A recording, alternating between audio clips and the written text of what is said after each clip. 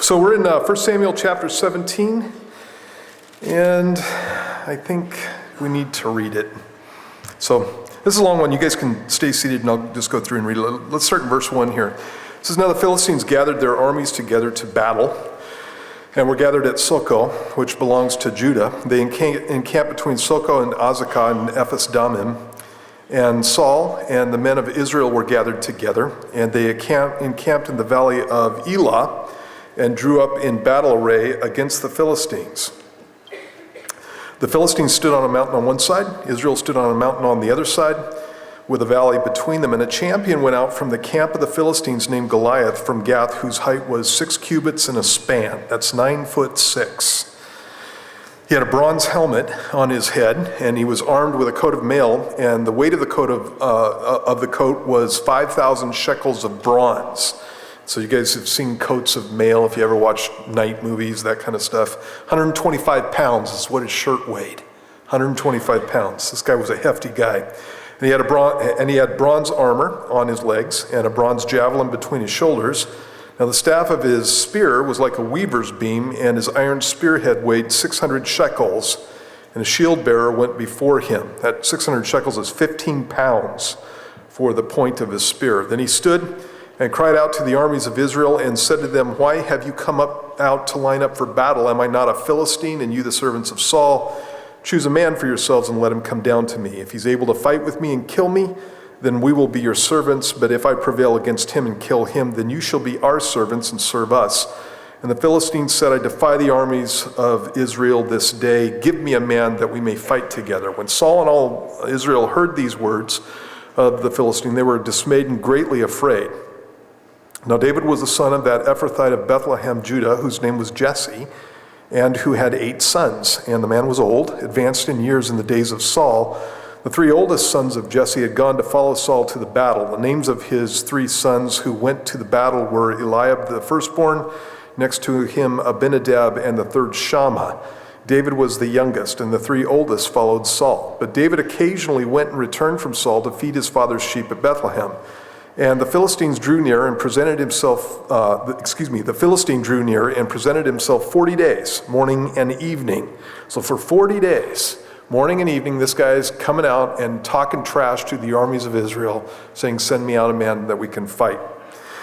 Then Jesse said to his son David, "Take now for your brothers an ephah of this dried grain and these 10 loaves, and run to your brothers at the camp, and carry these 10 cheeses to the captain of their 1,000, and see how your brothers fare, and bring back news of them."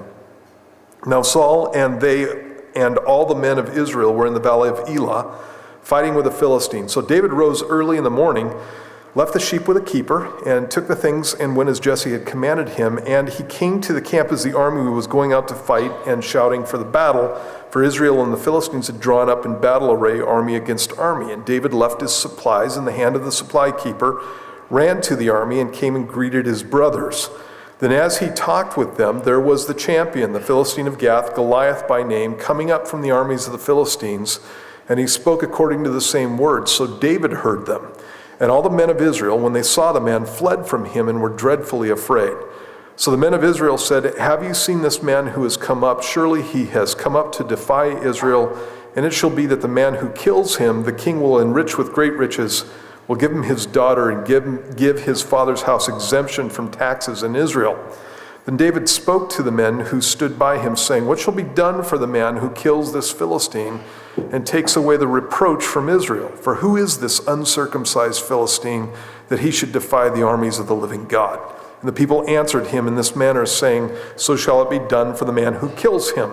Now Eliab, his oldest brother, heard when he spoke to the men, and Eliab's anger was aroused against David, and he said, "Why did you come down here, and with whom have you left those few sheep in the wilderness? I know your pride and the insolence of your heart, for you've come down to see the battle." And David said, "What have I done now? Is there not a cause?" Then he turned from him toward another and said the same thing, and these people answered him as the first ones did. Now when the words which David spoke were heard, they reported them to Saul, and he sent for him.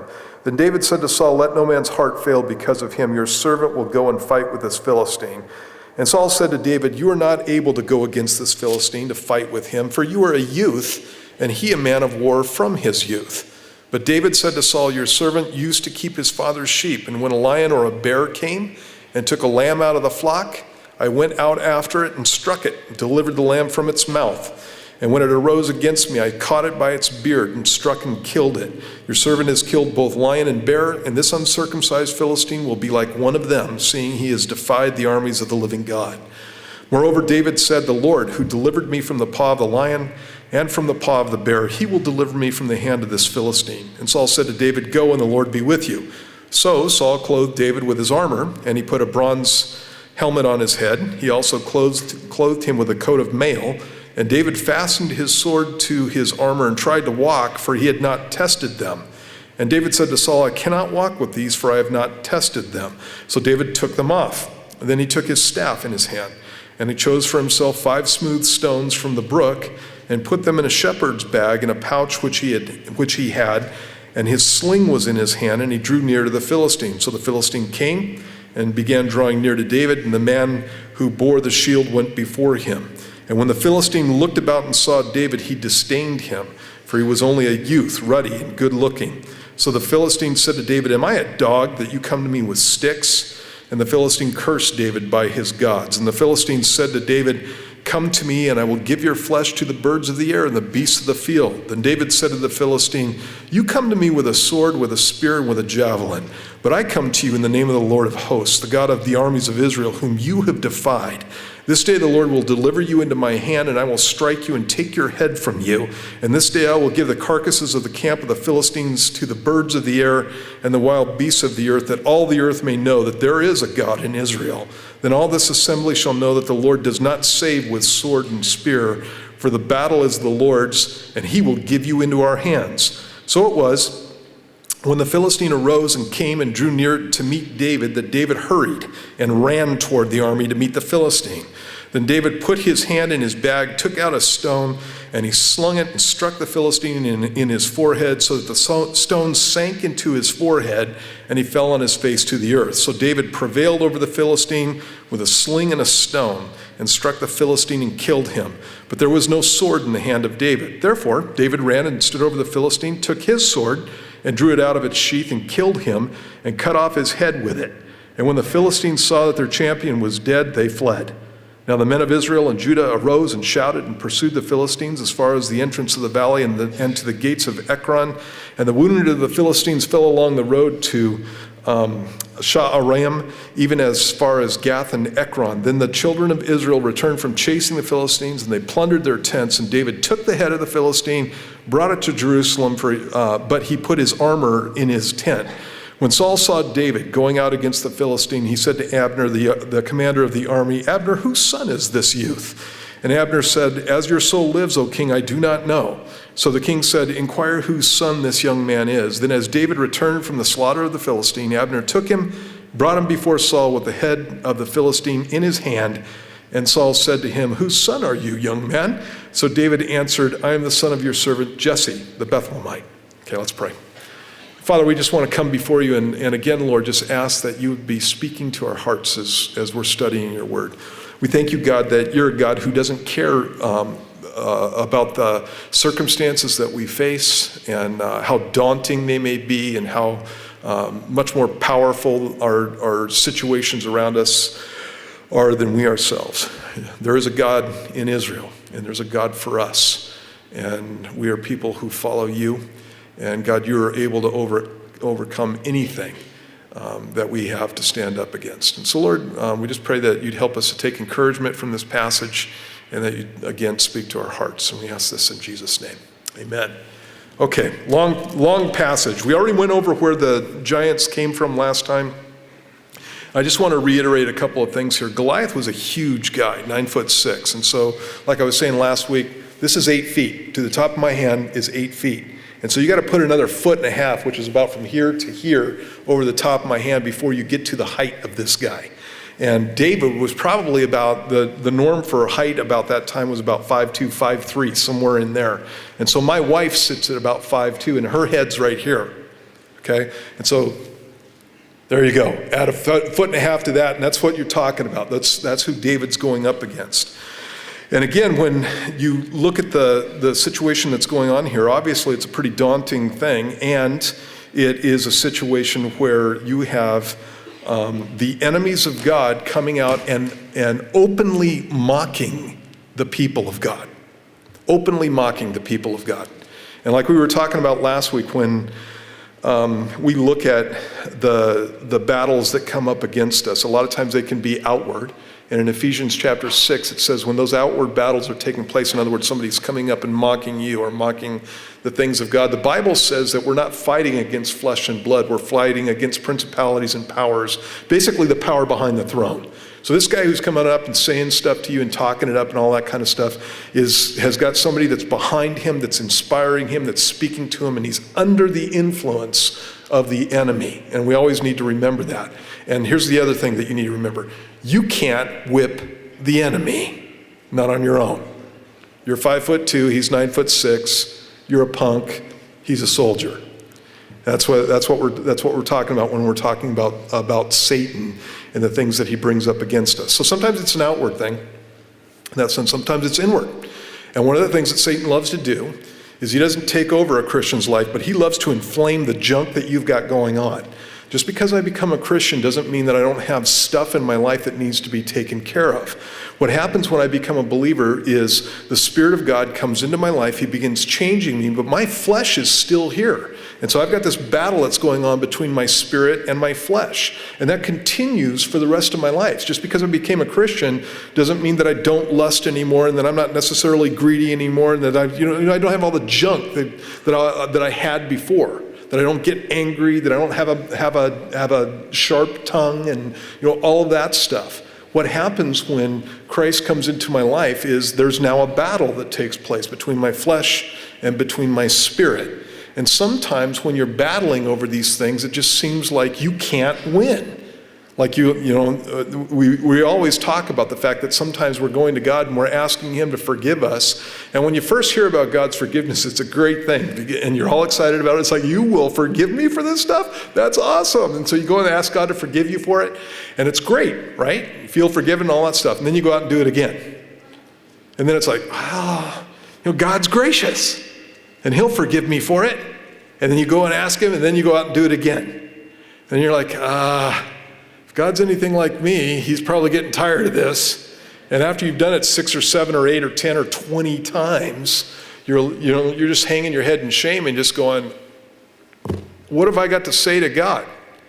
And there's some truth to that. What have you got to say to God? But those things in our lives that we're having to confess over and over, they're like giants. They're things that you come up against and you just can't overcome them and you don't know how to get past it.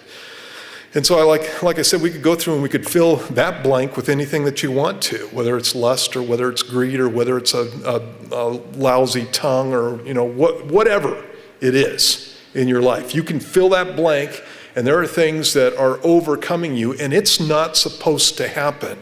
It's not supposed to happen.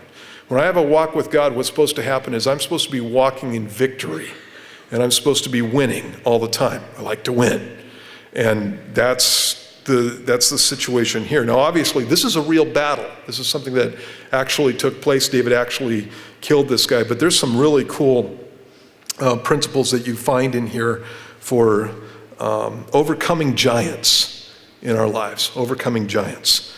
And so the first one that we talked about last time was just preparation. David came from feeding the flocks, the Bible says. And we talked about some passages that spoke about that.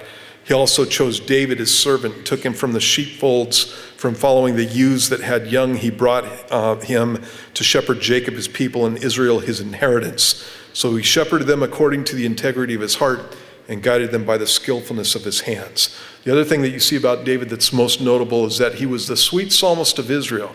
He was a guy who spent time alone with God out in the boonies. And he was somebody who spent time alone with God, worshiping him out in the boonies. And many of the Psalms that we have, there's over 150. The most prolific author of the Psalms that we have in the Bible is David himself.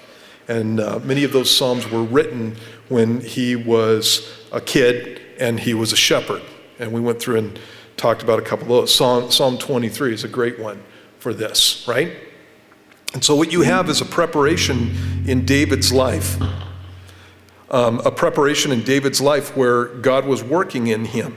And it's the same thing in us. And this is what we ended the study with last week. If you're going to be able to fight the battles that you're going to have to fight as a Christian, whether it's the stuff that's inward or whether it's the stuff that's outward, you're going to have some kind of power, and you're going to have some kind of strength. And it's just not going to come from yourself. It's not going to come from gritting your teeth and going, I will work hard at that. It's just not going to happen that way. You have to spend time with God. And so we talked about the 4 things that Acts chapter 2, verses 42 through 46 speak about. You read your Bible. You spend time in prayer. And spending time in prayer is not just saying your prayers to God. It's spending time in prayer where you're meditating on the Lord and asking him to speak to your heart. And it's supposed to be a two-way thing. And many times that's difficult when you're first a believer, but every single one of us has heard from God. The reason that you got saved is because God was speaking to your heart, drawing you in, working in you, showing you that these things were right. That's why you're here in the first place. So what I'm saying to you is God's already spoken to you, and in the same way that he did that, and I don't know how it was in your life, I know how it was in my life. It was just one of those things where I was in shock and I was scared and I was flipped out and I was like, how is all this stuff happening? The guy was talking about me and I felt this conviction in my heart, guilt in my heart, and knew that I needed to do something about this stuff. And it was just foreign to me. Hadn't really happened before, and it was the hand of God on my life. And from that point on, what God does is he begins guiding you and he begins moving in you. And if you're a young believer and you don't know how to hear the voice of God, this is the best way for me to tell you. You go out and you do something wrong and God goes, no. That's the voice of God. You go out and contemplate doing something wrong and God goes, no. And it's the voice of God, and it's something that you didn't have going on before. Remember?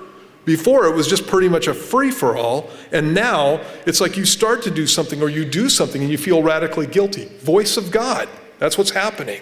And we call it conscience and stuff like that, but your conscience intensifies by at least 100-fold after you become a Christian, and that's why, because God's speaking to you. Okay? So, when you're praying, it's you and God, you're trying to listen to him, you're trying to get guidance from him, you're really seriously having a conversation with God, and that develops over time. The third thing is you need to be in fellowship. A Christian who goes off by himself is nothing but a target. A Christian who goes off by himself is going to get creamed. That's the way that it goes. Divide and conquer. It's always been a basic military tactic. And so what Satan would love to do with you is divide you from other believers. That's how it'll start. And then he'd like to divide you from God, because those are the places where you get your sources of strength. With other believers, they check me out. They show me where I'm at. It's like looking in the mirror. I do something stupid and people go, what are you doing? I go, well, I don't know what I'm doing. And, you straighten the thing out.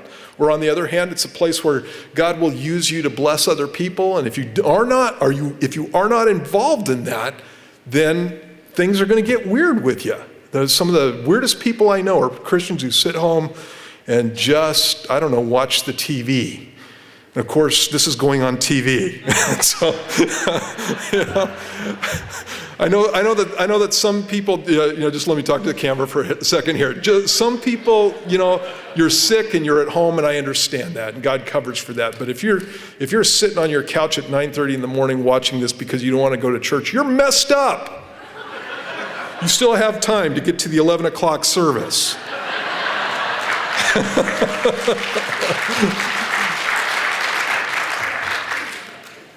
Being a Christian is like being a coal in a barbecue. You keep them all together, all the coals together, they stay hot.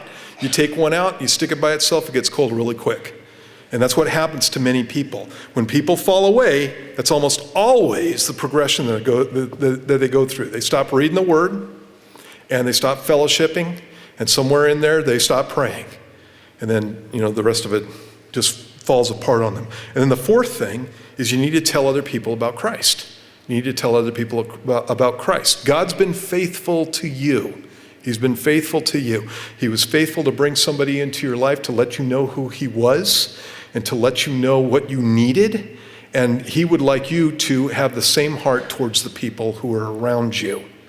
And so Jesus confesses me. I don't have a problem confessing him. And by that, I mean, Jesus says, you're mine. You're my son. You're mine. I died for you. I don't have a problem saying that he's my Lord, he's my Savior, he's my best friend, right? And so that's what witnessing is. And so again, you can read that. That's basics for being a believer. The other thing that you see in the passage is that he's already won some battles.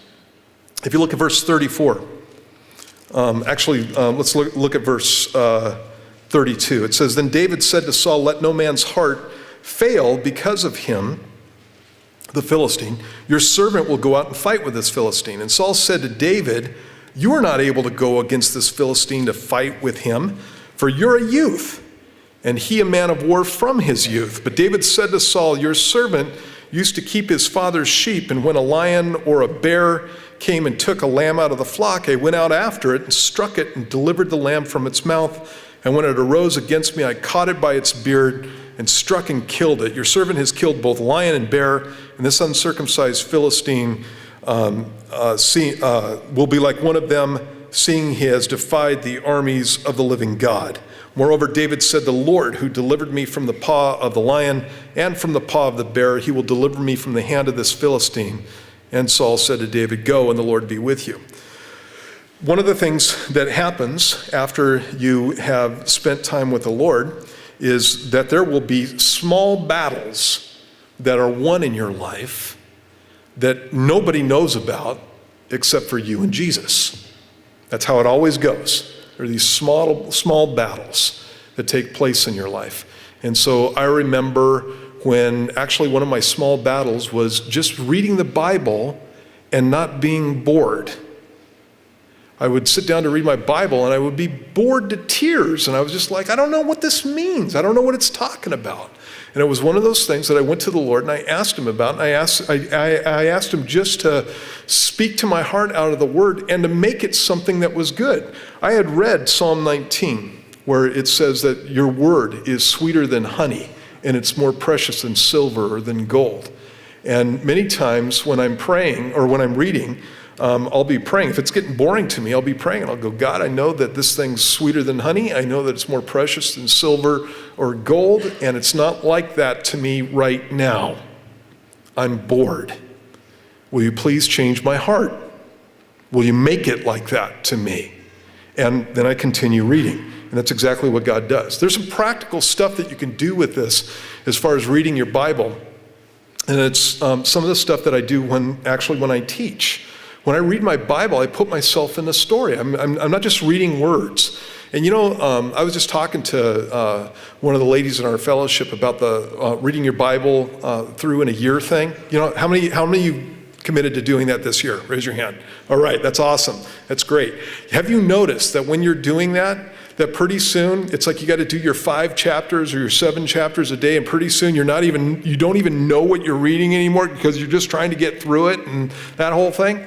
And part of the reason for that, actually a lot of times when people are reading the Word, a lot of times what they're doing is they're just going through and reading the words and they're not into the story at all. They're not trying to figure out why people are saying what they're saying or what the situation is and that kind of thing. They're not doing that. And so one of the things that makes the Word interesting to me is I have to take it and dissect it and give it to you, and I have to be able to do it in an understandable way. And if I'm going to do that, I got to get into the story. And so a lot of times I'll just stick myself in there. So like this is one of my favorite ones. There's some things that just pop out at me, like David ran at the giant. And people will say, well, he was running so that he could get some extra momentum on the stone and that kind of stuff. Well, he was running before he picked the stone out of his pocket. He's just running at the guy, which is that's great. That's awesome. Can you imagine? 9'6" guy. Okay, I'm going to take him out. Actually, it's not even going to be me. It's going to be the Lord. Got a sling, got a stone. We'll see how God uses it. Just going after him. That's awesome. That's very cool. And so that's what I do. I think of myself being in the middle of that thing, running at a 9'6" tall dude, and what I'm going to do when I get there, that whole thing. So, it's, again, I kind of make it a story in my head. When I'm reading about Zacchaeus and he's up in a tree, I imagine climbing the tree I go, I'm a guy who wants to see Jesus. I climb up the tree. There I am, sitting on a branch. And then Jesus comes along underneath me and looks up and says, Zacchaeus, going to eat dinner at your house today. Just imagine looking down at the guy and, seeing Jesus pointing up at him and that whole thing. And it doesn't say that Jesus pointed at him, but I think he did. Whatever. And you just get your head into the story, and all of a sudden the whole thing comes alive. That's just one of those practical things. But the real issue there is that the Spirit of God has to be making the Word come alive to you. It's not like any other book. And a lot of times people treat it like it's any other book. It's not. And you can go through and dissect it, and you can go through and you can understand the words. And the Bible says that you are not going to be able to understand the things of God unless the Spirit of God is at work in your hearts. And so that's always where it starts. If you're having a hard time reading the Bible, then that's what you do. So that was one of my first battles. I think it's boring. I go to church, and the guy makes it interesting, and I sit down in my bedroom, and it's boring. What's wrong with me? And what God did was, over a period of time, he showed me what the issues were. I prayed about it, and all of a sudden I got a thirst for the Word, like the Bible talks about. I'm hungry and I'm thirsty, and I want it. And that was one of my first battles that took place. Another battle that took place in my life was a whole cussing thing. I know that some Christians think that it's okay to cuss. It's not. I was a heathen. You got junk coming out of your mouth, you're a hypocrite. That's for all of you who are watching on TV. Pretending, I don't know, not all of you, you know what I mean. It's hypocritical. Any heathen that sees a Christian with the junk that comes out of their own mouth coming out of their mouth is going to think that you're nothing but a stinking fake. And so, I get these, I see these things. I read one article where there was a guy totally trying to defend saying the F word as a believer and saying that Jesus said it in his language. What an idiot. Who gave that guy? Take his Bible away. Good grief. So, cussing was one of my big issues, and everybody knew who I was. And so it was one of those things where I became a Christian, and I would try to stop cussing, and I would do my best to stop, and I just couldn't do it. And it took a long period of time until I finally figured out that I'm not going to be able to do it. I read James 3 finally, where it says, nobody can control the tongue. Nobody can. And I can bear witness to that. Nobody can control your tongue. It can't happen. Jesus said, out of the abundance of your heart, your mouth speaks. And so what I figured out from those two passages was I can't control it. And the reason I got this filthy mouth is because my heart stinks. That's why, even though I was a Christian. And so what I asked God to do was cleanse my heart. I said, God, I just don't want it to be there anymore. I don't want it, not only do I want to restrain myself, I don't want it to be in here. I don't want that stuff to be there anymore. Will you please cleanse me?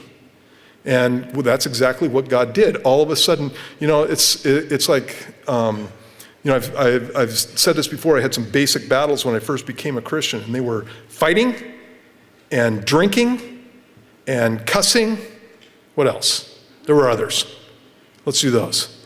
I don't fight anymore because I don't want to. I don't drink anymore because I don't want to. And I don't cuss anymore because I don't want to. I'm not restraining myself. There's not, on any of those issues, I'm not sitting there going, oh, you know what? I'd really like to get in a brawl right now. I'm not sitting there thinking that. And actually, when I was doing Taekwondo, there was one time where I wanted to. And I just backed off. I was like, I don't want to go there anymore. This guy was just being a punk and, thought he was tough stuff, and I was going to knock him out in Jesus' name. Just flitted through my mind. I could kill you right now. And, and I just backed it off and just went, because that's not somewhere where I want to live anymore. It's the same thing with the drinking. It's the same thing with the cussing thing. If I got stuff going through my head that's junk like that, it's coming out. It's going to come out. And so in my heart is where the battle takes place. small battles that take place over time in the privacy of your own mind, in the privacy of your own home, and you win in those areas. And God will do it. And that's what David's talking about. He fought lions and bears. Spurgeon said this, how did David kill both lion and bear? He just did it as a faithful shepherd. When he kept his sheep and the lion came, David did not raise the question whether he could kill the lion. He killed him. And then the question was settled. When the bear came and was about to rob him of one of his lambs, he didn't say to himself, have I a call to kill that bear? Not he, but he killed him. And then he knew he was called to do it. Goes on, when David was young in years, he was old and inexperienced because he had watched the hand of the Lord in its dealings with him. He had not been an idler among the hills, but a worshiper, a worker, a student, a practical living man of God. Thus he gained his experience by the active discharge of his duty as a shepherd.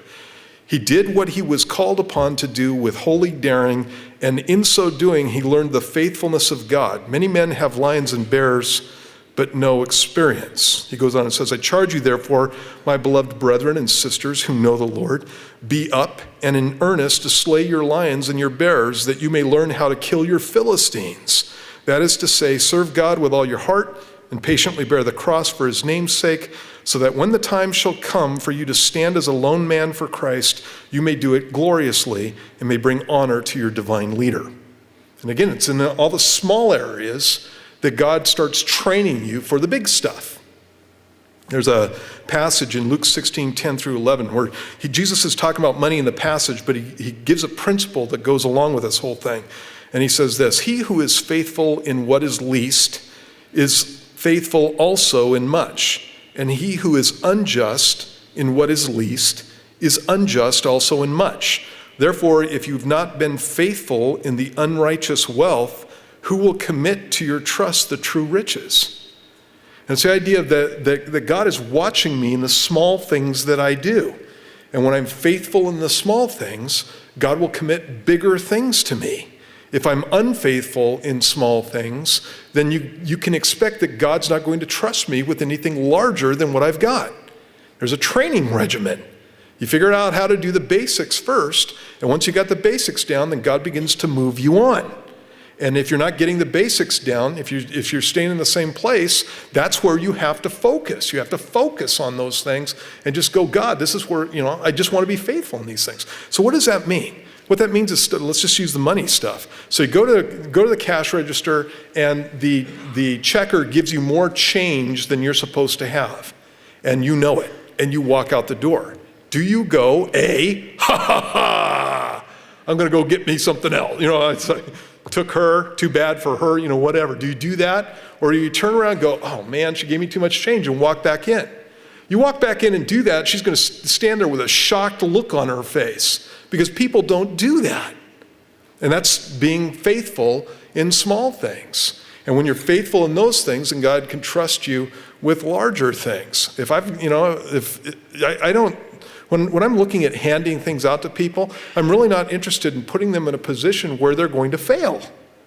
And so, like, for example, we take an offering. Counting the offering is, we watch the guys who are involved in that.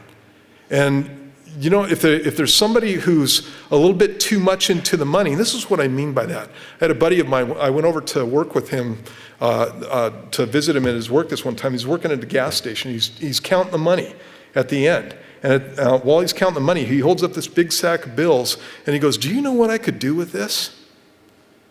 And when he did that, I've never been somebody that was really into money. And so it's not like some kind of spiritual thing with me. I've just never been that way. I've never been tempted by that kind of stuff. When he did that, the immediate thought in my head was, that's not yours, right? So if I see somebody, that's a guy that I would never put in charge of the offering. You know what I could do with this money? It's not yours. It's God's. See what I mean? And so when God sees something like that going on with you, he's not putting you in that position. He's not going to put you in a position where you're going to fail, where you're going to fall apart, where you're going to be trashed. And so sometimes that's because of my failure and my lack of desire to change. And sometimes it's because of my weakness, but God's not going to take me and put me in a place where I'm going to get crushed. Now, what God's going to do many times is in those small areas, he's going to strengthen me.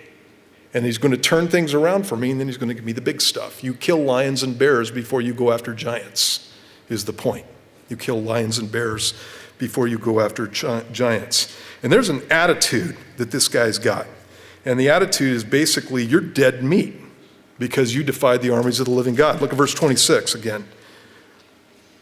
David spoke to the men who stood by him, saying, what shall be done for the man who kills this Philistine and takes away the reproach from Israel? For who is this uncircumcised Philistine that he should defy the armies of the living God? Who's this guy think he is? Basically, again, thinking that he's dead meat. And you see that emphasized again when David comes up and talks to Goliath. He says, you come to me with sword and with a spear, verse 45, and with a javelin, but I come to you in the name of the Lord of hosts, the God of the armies of Israel, whom you have defied. This day the Lord will deliver you into my hand, and I will strike you and take your head from you. And this day I'll give the carcasses of the camp of the Philistines to the birds of the air and the beasts of the field, that all the earth may know that there is a God in Israel.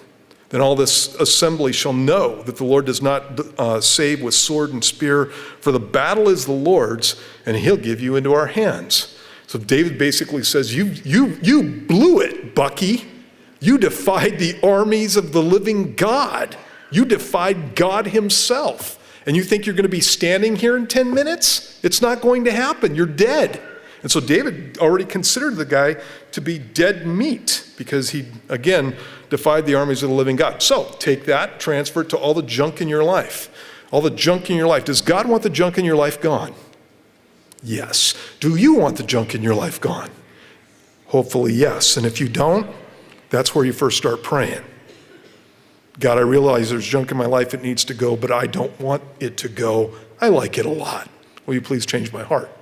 And I pray that way too. In any case, you want the junk to go. God wants the junk to go. The junk has no chance at this point. And if you sit there and you look at it and you go, oh, it's big junk. It's large, huge junk, 9'6" tall junk. Doesn't matter. It doesn't matter. 5'2" or 9'6" doesn't matter to God, right? And it's the same thing again in our lives. Here's another thing. He can't be discouraged. He can't be discouraged. And the reason that he can't be discouraged is because it's not him. If you look back in verse 28, Eliab, his oldest brother, comes up, and when he hears what David is speaking to the men, he gets mad about the whole thing, and he says, why did you come down here, and with whom have you left those few sheep in the wilderness? I know your pride and the insolence of your heart, for you've come down to see the battle. And David says, what have I done now? Is there not a cause? And then later on, David goes through and he talks about the fact that obviously God is the one who delivered the lion and the bear, and God will be the one who delivers the Philistine into his hand. And so the first one that tries to discourage him is his older brother, somebody who's tight with him, and somebody who is actually probably doing the discouraging because his little brother is studlier than him. You know what I mean? So there's Eliab. He's been there for 40 days, hearing this trash talk from this bozo who's coming from the other side. He's been hearing this morning and evening for 40 days and done diddly about it. And his little brother comes up and goes, who in the world is this guy that he should say this to these people? This is the army of God. And Eliab immediately gets torqued off about that, and he finds some good reasons to be ticked off. With whom have you left those few sheep in the wilderness? You are not doing your responsibilities, little brother. Which is an indication that Eliab the soldier may have been a little convicted about his responsibilities. What do soldiers do? They fight. What's he doing? Standing there watching, right? And so he does that whole thing. And he goes, I know the pride and insolence of your heart. So he accuses him of pride and insolence. And I don't know if Eliab was prideful and insolent, but there might be some of that going on. You know, the sins that I'm most familiar with, I can see in you quickly. You know what I mean? So if my sin is gossip, oh, I know when you're gossiping. If my sin is pride, oh, I know when you're a fathead. If my sin, and you can go down the list. You recognize your sin so quick in somebody else. And again, you need to watch out for that kind of attitude. And then he says, for you've come down to see the battle, which is all that Eliab was doing, was watching the battle. He wasn't in the battle. He wasn't fighting the battle. He was just watching it. And so he accuses David of exactly the same thing. The second time David is discouraged by somebody else is in verse 33. Saul says to David, you are not able to go against this Philistine to fight with him, for you are a youth and he a man of war from his youth. And again, David can't be discouraged because it's not about David as far as he's concerned. He doesn't care who the guy is. He doesn't care what's happening there because this guy has gone up against God. He's not gone up against David. He's gone up against God. And so God is the one who's going to deliver the battle. He's going to deliver the victory. David's not going to do it. It's going to be the Lord. And again, you have this reliance there upon God in this passage. And all through the Bible, this is what's taught.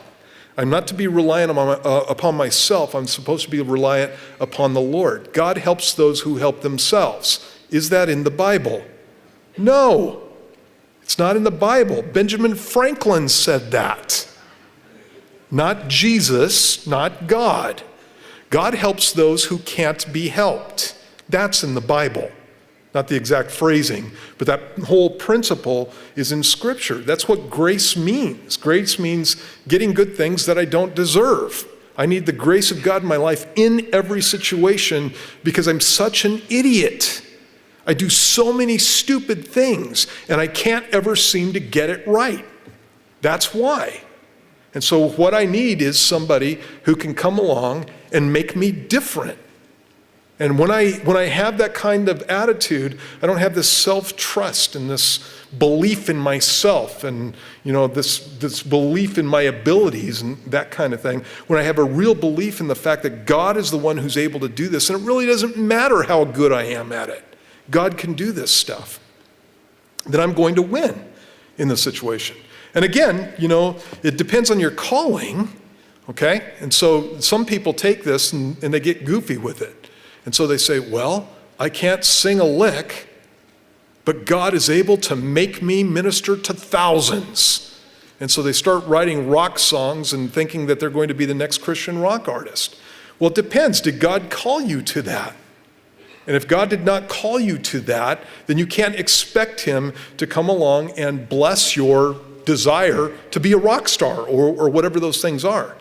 But if you're just going through your life and God puts you in situations where he says, this is, where he's basically pointing you and he's going, this is what I want from you. This is what I want you to do. And you sit there and go, I can't.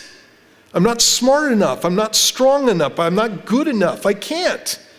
Well, that's all about you. And who cares about you? It's not about you. It's about the Lord. And so David, when, it's like, again, basically his attitude was, I'm a shepherd. I'm sitting out there, and he's a kid when he's doing this. I'm a shepherd. I'm sitting out there. A lion comes up and takes off with one of the lambs. And he's like, well, shepherds are supposed to do, take care of lambs. And so a lion came and took my lamb away, and I'm a shepherd, and this is where God's got me. And so I think I'll go clock him on the head after I grab him by the beard. And that's what he does. And it's the same thing with the bear. The bear comes in and he's trying to take one of the sheep, and he's like, well, I'm a shepherd and this is where God's got me, and so I'm going to do the thing that God would have me do. And I don't care if I don't have the abilities. I don't care if it's bigger than me. I don't care. And you have that whole thing. I had an encounter with a bear not too long ago. I can't remember if I told you guys about it or not, where I was up at the ranch and I'm on the other side of the river runs through the ranch, and on the other side is this area that I wanted to look at for rock climbing for kids and stuff. And so I'm walking over there. It's in the late summer, early fall. I'm walking over there, and I get up to this bunch of berries, and all of a sudden I hear this, just like that. It sounded just like that. And I went, I turned around and started running back, and I'm thinking as I'm running, Okay, and, I seen the bears up there. They're not all that big, but obviously I just came up on this one, so I scared it. And so I'm thinking, okay, should I be running? I'm like, well, probably not. I should probably turn around and I'm not hearing any crashing. I said, I'm going to keep running until I get to the other side of there was a log out in the middle of the river. I said, I'm going to go jump over that log, turn around and see if that thing's coming after me. If it's coming after me, then we'll do something else. But it was that kind of thing. But my immediate response was turn, split, get out of there, move along was the deal. It wasn't go up and, find me a stick and clock it on the head. This is gutsy. He's a gutsy guy. And it needs to be the same thing in our lives as believers. You have these things coming up against you. Get a spine. Stop wimping out and go up and take care of it. God's with you. God's with you. Doesn't matter what it is. And sometimes, a lot of this stuff is just real simple. Turn off the computer. Turn it off. You go to get in the car and you're thinking about going there, get out of the car. Go back in your house. There's choices like that all the time. You see a situation coming up where people are talking and you're about to get drawn into it, turn around, walk out of the room. And it doesn't take a whole, lot of spine to get some of those things done. You got a bunch of friends who are dragging you down, figure out whether they're friends or not. And everybody liking you is not the biggest thing going. A man is known by his friends. You got bad friends, you're known by them. You got good friends, you're known by them. He's also known by his enemies. And there are some people that claim to be my friends at certain times in my life that when I found out that they weren't and I made a stand, I did not mind at all having them as an enemy, because that's how it turned out.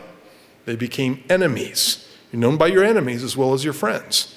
And so, you need to, again, make those decisions and, make a stand. Okay, then down on in verse 39.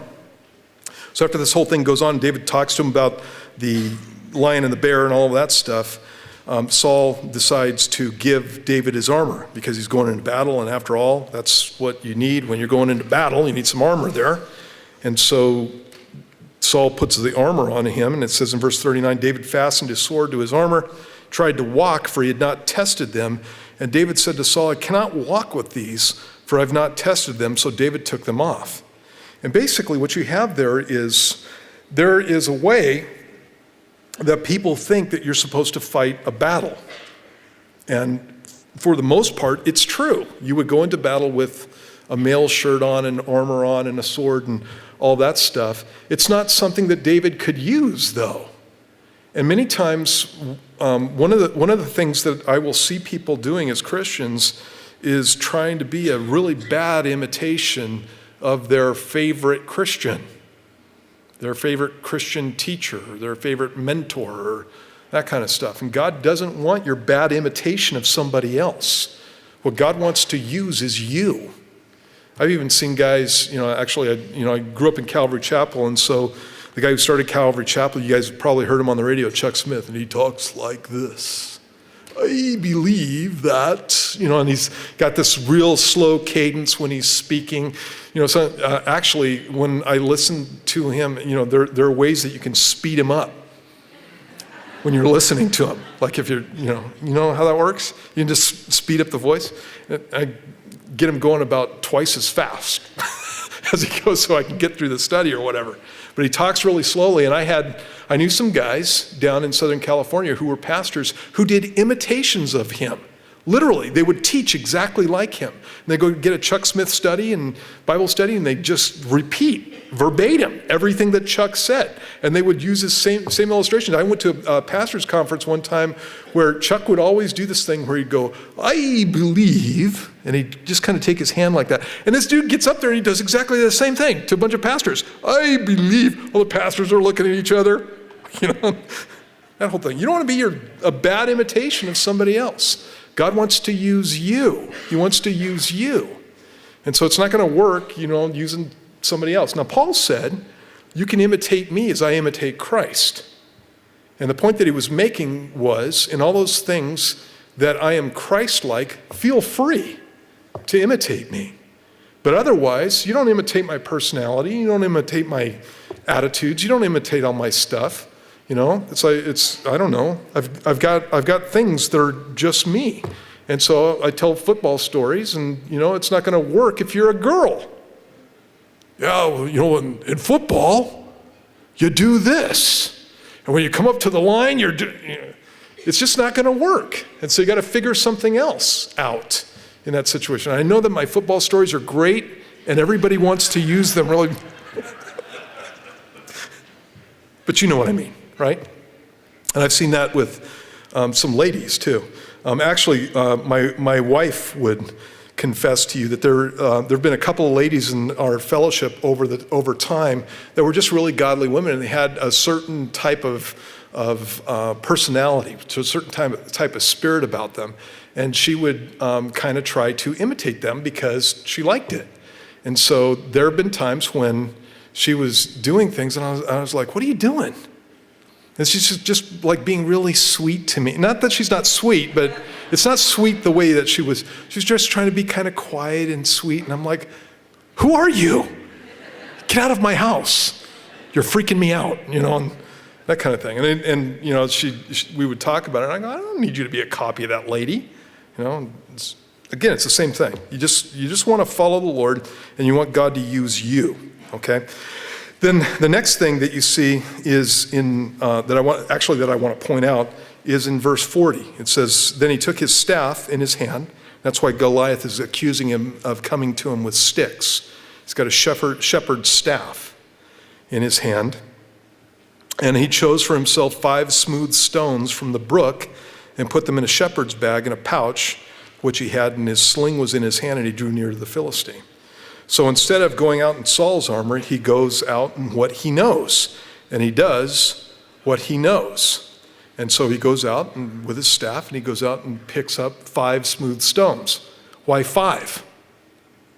And the obvious reason would be because what if I miss with the first 4, right? But did you know that Goliath had 4 brothers? He has 4 brothers. They're named later on in 2 Samuel. They all get taken out at one time or another. And David probably has some history on this guy by this time. And so he's like, I'm picking up a stone for Goliath and one for each of his 4 brothers if they come after me. And he's just thinking ahead. And that's what it is. And there's no other options. I decided. I've heard people poo-poo that and all that stuff, but it's a great picture of somebody who's thinking ahead. Yeah, there's this battle that's going to take place, and this battle may cause this, and that battle may cause this, and that battle may cause this, and I'm going to get all prepared for this whole thing before I even start. And so Goliath, there's 5 giants over there. I'm going to go after the first one. We'll see if the last 4 come out. And he does that. The Bible talks a lot about being wise and being prudent in areas. I'm going to give you a list of verses, just some that I picked out. Proverbs 14:8 says, "The wisdom of the prudent is to understand his way, but the folly of fools is deceit." Prudence means to be subtle, to be shrewd, to be crafty, to be sly, to be sensible, to be prudent. Shrewdness is the idea behind it. So you see the word prudence in the book of Proverbs. It's the idea of having a clue, not being clueless, not being a dummy, not being naive about things. And we need to be shrewd about things. Jesus talked about the fact that people in the world were way more shrewd many times than people who are Christians. And a lot of times what I want to be is just open and above board. That's kind of my nature and stuff. I want to be open and above board, and I just want to lay it all out and have people respond to it. And it would be lovely if this world responded to that, wouldn't it? But unfortunately, that's not the case. I can't have somebody come walking in, a couple come walking in, and they've got marriage problems, and immediately start reading them the riot act and going, "Okay, lady, here's your problem. You only want to do what you want to do, and every time that this guy asks you to do something else, you pitch a hissy fit. That's your problem." and it may be the problem. And talk to the guy and go, you know what, you're a lazy bum. And the only thing that you do is when you come home, you lay around on the couch all day long, and then you can't figure out why your wife doesn't like you. And that may be exactly the problem, right? But I would never say that to somebody because they're not going to respond very well to that, are they? See what I mean? So if life was like that, that would be great. But what you have to do is you have to bring people into situations where they realize what's going on in their lives. And so you have to have some wisdom. You have to have some shrewdness in the way that you share with people. And you're always doing it for their good, but there needs to be some shrewdness in there. And there needs to be some shrewdness in your life. The fact that you stand up for God one time doesn't mean that the whole world bows to you from that point on. In fact, the fact that you stand up for God one time probably means that there are going to be more and more people trying to knock you down. That's the way that it goes. And so you have to be aware of those things. Here's another one, Proverbs 14:15. It says, the simple believes every word, but the prudent considers well his steps. Now, simple in the book of Proverbs means to be simple, to be naive, to be foolish, to be open-minded. Open-minded, right? And there's a reason that I'm giving you that definition, and it is in the definition. But there's an obvious reason that I'm giving you that, because we are counseled in our culture to be open-minded about everything. Well, some people are so stinking open-minded that their brains leak out. It's like, get a clue. There are things that I don't need to be open. Well, you need to try it before you condemn it. That sounds really wise, doesn't it? What if it's heroin? What if it's suicide? Don't condemn suicide till you've tried it. Dumb. Anyway, wise man fears and departs from evil, Proverbs 14:16, but a fool rages and is self-confident. Proverbs 14:18, the simple inherit folly, but the prudent are crowned with knowledge.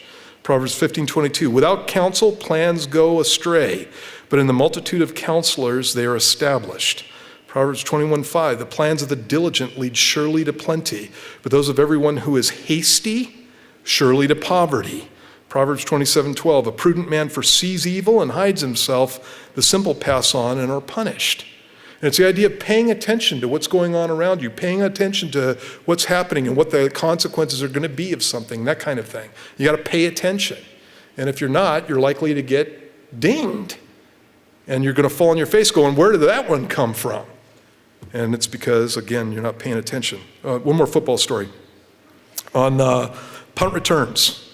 On punt returns, I was on the line, and what you would do on punt returns is you would go back and you would get, you go up and you hit the guy, try to get and block the punt. If you couldn't do that, then you went back and you went and protected your punt returner. That's the guy who's catching the ball. And so he catches the ball, and sometimes the punt return guy would run on the other side of the field. And so he just takes off on the other side of the field. Well, there's no way I can catch up to him and be around there. And now what's happening is it's headhunting time. And headhunting is, when I played, you got to hit anybody that you wanted to anywhere on the field, right? And so you'd be cruising along, the play's going over there, and there's this other guy on the other team, and he's just kind of cruising along this way, and I would just run up, and I'm running towards the play, turn around, plant it, and just pop him right in the face mask, and he'd go flipping over, headhunting. It's a great sport. Okay?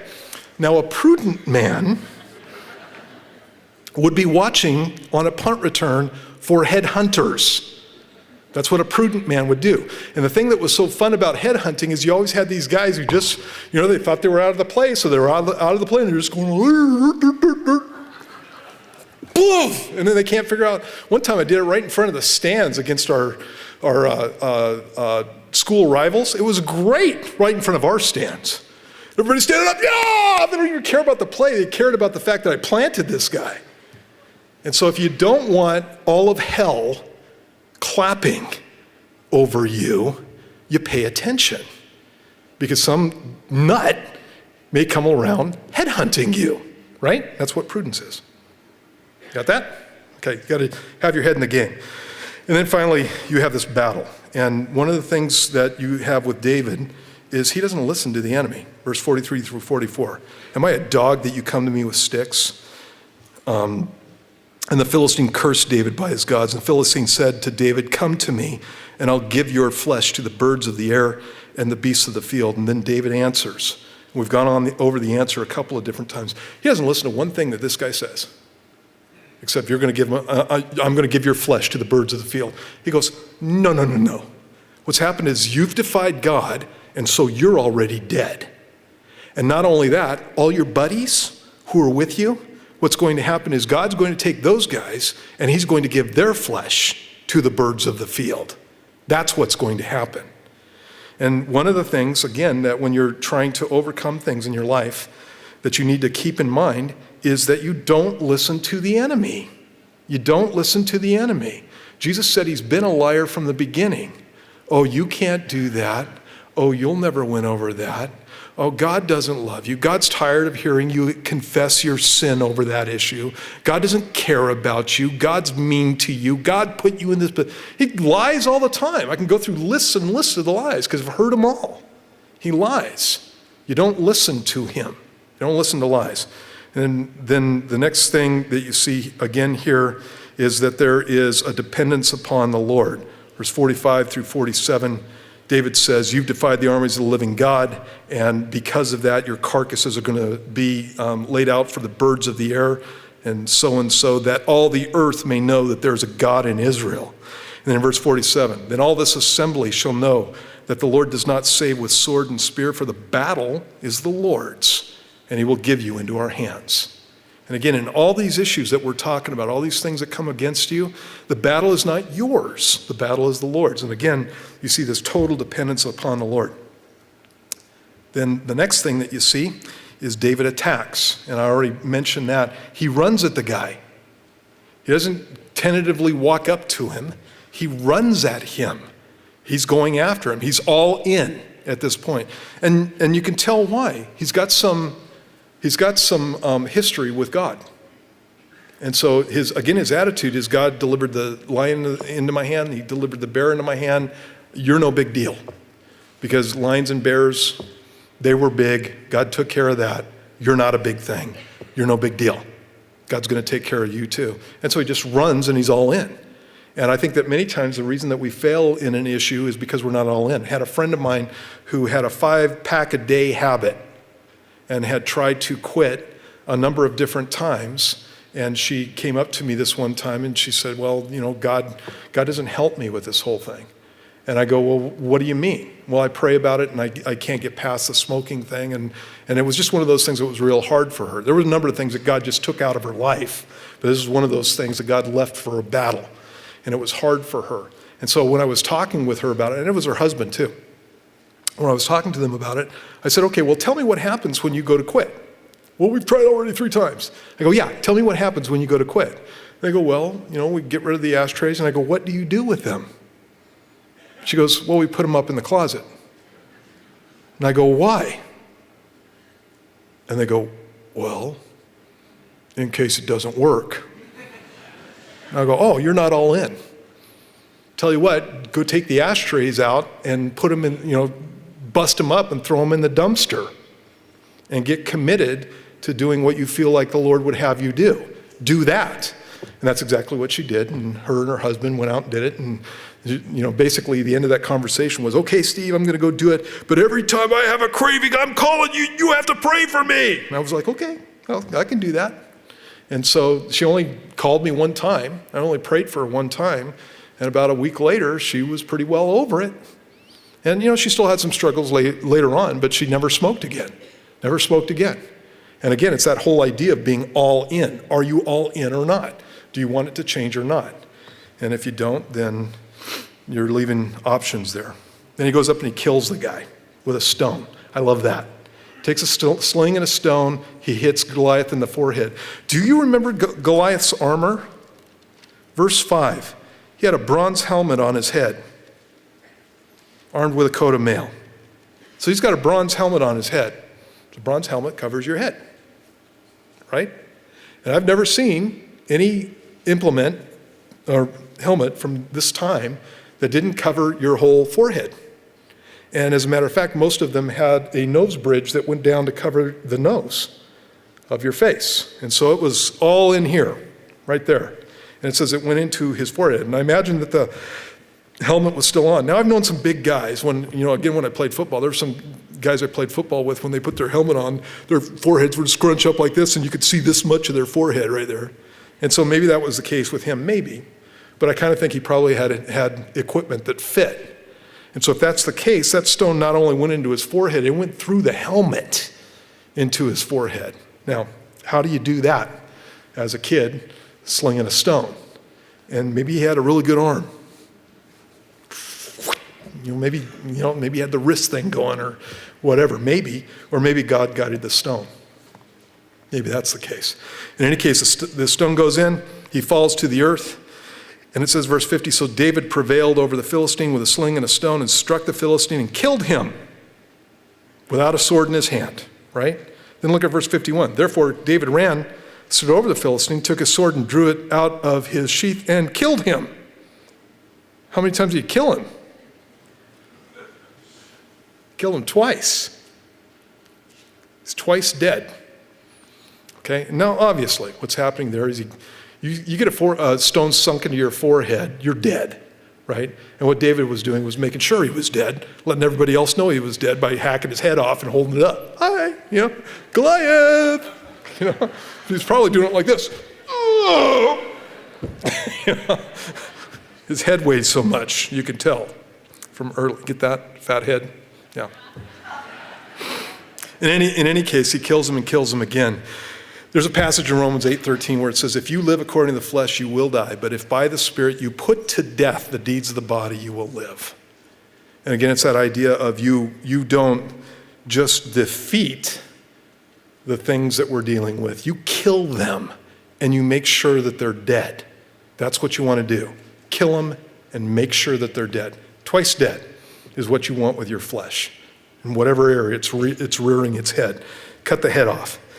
And then finally, when you look at the whole issue of trials in the Bible in Romans 5:3-5 says this, not only that, but we also glory in tribulations, knowing that tribulation produces perseverance, and perseverance, character, and character, hope. Now, hope does not disappoint because the love of God has been poured out in our hearts by the Holy Spirit who was given to us. The point of that passage is one of the major ways that God changes you and makes you into what he wants you to be is with trials, with hard times. Fruit doesn't grow on mountaintops, it grows in valleys. And many times the valleys in our life are the places where we get the most intense training from God. It's where we become the coolest. I've known some people who felt like they should never go through any trials in their life and that it should be, one great thing after another great thing. And when you have a 15-minute conversation with them, you find out that they're about this deep. And some of the people that I've known over the years have gone through some of the most radical trials and had God deliver them through those things. You want to spend time with them. You want to listen to them because they've got this walk with God that's just awesome. And again, that's what you see with David. He's a kid. He's just a kid. But he's got a walk with God that's awesome as a kid. And it's because God had used him in the wilderness. He can do exactly the same thing with you. There's no difference between you and a 13, 14, 15-year-old kid back, 3,000 years ago. There's no difference between you and him. There's no difference between you and any other believer. That when you think about a David and a Goliath, there's probably people in your life, people that that you think about and you go, that guy's a David. That guy's a David. That woman, she's got that same kind of heart. There's no difference between you and those people.